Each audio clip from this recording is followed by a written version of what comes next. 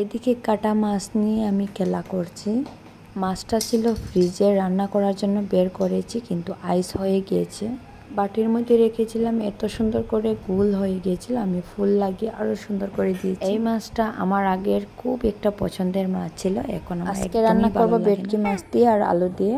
মাছটা আমি ভিজিয়ে রেখে আসছি, আইসটা ভেঙে যাবে তারপরে রান্না করবে। একটু রায়ুর সাথে খেলা করছে উপরে এসে, আর রায়ু এত জিদ করছিল ওকে নিয়ে যাবে কোথাও ঘুরতে, তাই আমি উপরে নিয়ে আসছি। আর এখানে আসলে রায়ু এত এনজয় করে, তো মানে কি আর। এভরিওয়ান, আসসালামু আলাইকুম। সবাই কেমন আছেন? আশা করি সবাই ভালো আছেন। আলহামদুলিল্লাহ, আমরাও অনেক ভালো আছি। এই ভিডিওটা ছিল এক সপ্তাহ আগে, তো আমি এক সপ্তাহ পরে ভিডিও আপলোড দিচ্ছি। অনেক ভিডিও হয়ে গেছে, আপলোড দেওয়ার সময় পাচ্ছি না। তো রায়ানের সাথে অনেক খেলাধুলার পর চলে আসছি রান্না করতে। এখানে মাছ ভাজার জন্য আমি সব কিছু রেডি করে নিয়েছি। মরিচের গুঁড়া, হলদি গুঁড়া, একটু লবণ দিয়ে ভালো করে মেখে আমি মাছ ভাজা করব। এই মাছটা বাজার থেকে পিস পিস করে নিয়ে আনা হয়েছিল, তো এখনও জয়েন্ট লাগানো ছিল। মাছ ভাজা খেতে আমার অনেক ভালো লাগে, আবার সবজিতে মাছ ডাললে আমার একদমই ভালো লাগে না। আমি খুব কম সবজিতে মাছ ইউজ করি, কারণ আমার সবজির মাছ খেতে একদমই ভালো লাগে না। আমার মতো আমার বাচ্চারাও এইভাবে হয়েছে, সবজির মাছ খেতে ওরাও পছন্দ করে না।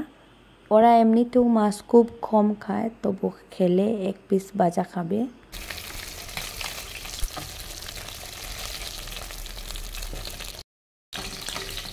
এখন আমার মাছ ভাজা শেষ হয়ে গিয়েছে, আর আমি সব মাছ ভেজে নিয়েছি, কারণ কারেন্টের এত সমস্যা, ফ্রিজে রাখলে আবার কারেন্ট চলে যায়। মাছ ভাজা তেলের মধ্যে ঢেলে দিয়েছি পেঁয়াজ, এখানে হলুদ গুঁড়ো, লবণ, মরিচ গুঁড়ো, জিরে গুঁড়ো সব কিছু দিয়ে ভালোভাবে কষিয়ে নেব। আজকে রান্না করবো মাছ দিয়ে আর আলু দিয়ে।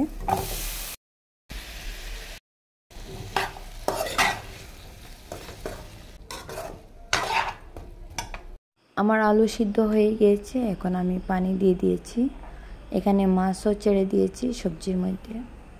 আজকে সুন্দর করে প্লেট সাজিয়ে ভাত খাবো পেট ভরে। আরও এইভাবে নতুন নতুন ভিডিও দেখতে হলে আমার চ্যানেলটা প্লিজ সাবস্ক্রাইব করে দিবেন। আজকের জন্য এতটুকু, দেখা হবে অন্য আরেকটা ভিডিওর সাথে। ততক্ষণ পর্যন্ত ভালো থাকেন, সুস্থ থাকেন। আল্লাহ হাফিজ।